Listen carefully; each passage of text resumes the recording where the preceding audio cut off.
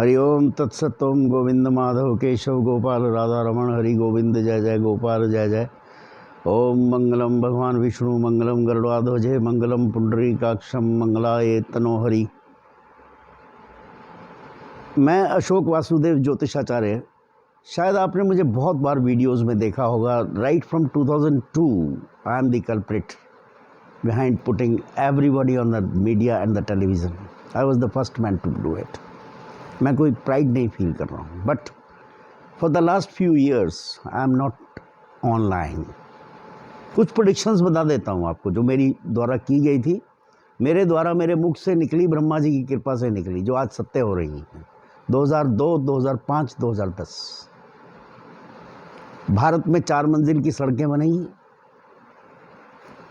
नीचे ट्रेन चलेगी, नीचे ऊपर हवाई जहाज की पट्टी बनेगी और उसके नीचे में ट्रैफिक चलेगा। मुझे पूछा था किसी ने, क्या सिंगापुर होके आए हो?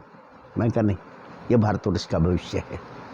पाकिस्तान के 4 टुकड़े होंगे, 2 तो हो चुके 1971 में, और 4 टुकड़े कौन से होंगे? बलूचिस्तान अलग होगा, गिलगित बाल्टिस्तान अलग होगा और खैबर पख्तून भी अलग होगा। केवल पंजाब रह जाएगा, शायद सिंध भी हो जाए। कारण उसका क्या था कि जिस समय भारतवर्ष आज़ाद हुआ 15 अगस्त 1947 को, तो उस समय ये कहा गया भारतवर्ष को, जवाहरलाल नेहरू जी को बोला अंग्रेज़ों ने कि आप 14 अगस्त को आज़ादी ले लीजिए, 14 अगस्त रात को 12 बजे। लेकिन सूर्यनारायण व्यास जी नेहरू जी के मित्र थे, बहुत बड़े प्रकांड ज्योतिष और राइटर रहे हैं। उन्होंने कहा कि 14 अगस्त को मत लीजिए। क्यों? क्योंकि पुनर्वसु नक्षत्र चल रहा है, उसका लॉर्ड गुरु है, जुपिटर है, इसमें देश टूट जाएगा। पुष्य नक्षत्र में लीजिए, जो 15 अगस्त को रात को 12 बजे के बाद शुरू होता है।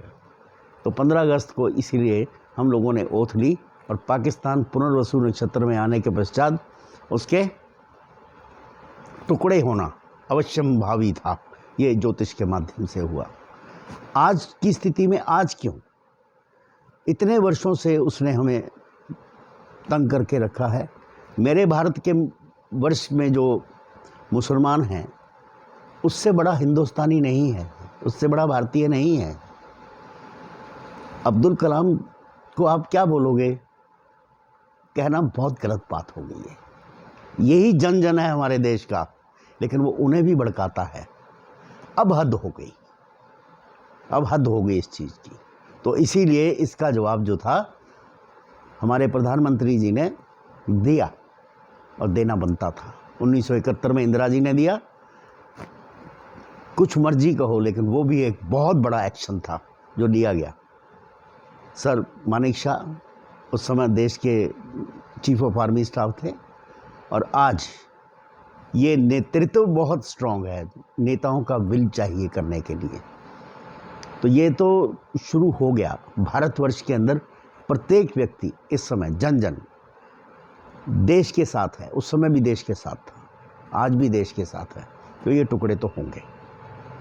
और एक चीज़ और आपको बता देता हूँ कि लोग बोलते हैं कि पर्यावरण जो है, जो मौसम है, वेदर है, या जो पूरे विश्व की जो स्थितियां बन रही हैं, उसमें ग्लोबल वार्मिंग को बार बार बोला जाता है कि ग्लोबल वार्मिंग हो गई, ग्लेशियर पिघल रहे हैं, सब कुछ हो रहा है।